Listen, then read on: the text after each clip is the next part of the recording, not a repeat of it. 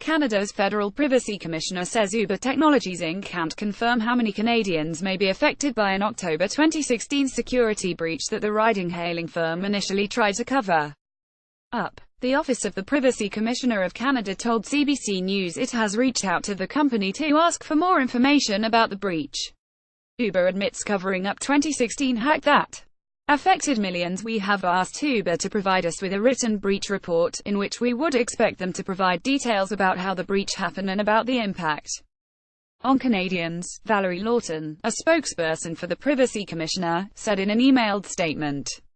The Privacy Commissioner's office has not opened a formal investigation, but said it is reaching out to its international counterparts.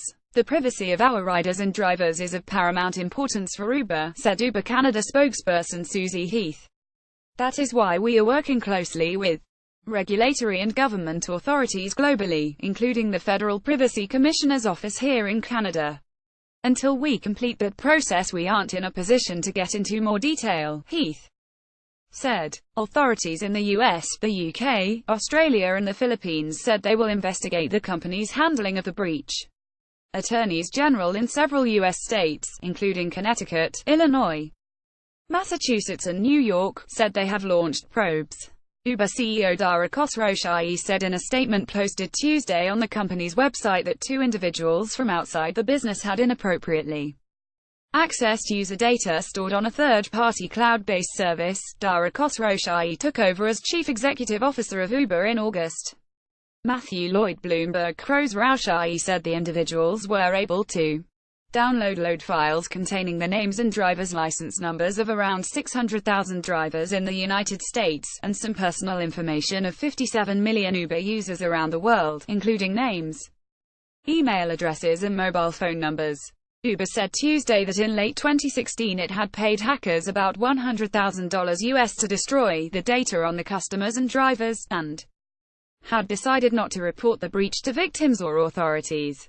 Khosrowshahi acknowledged that the company made a mistake in its handling of the breach, and said two people who led the response to it are no longer with Uber.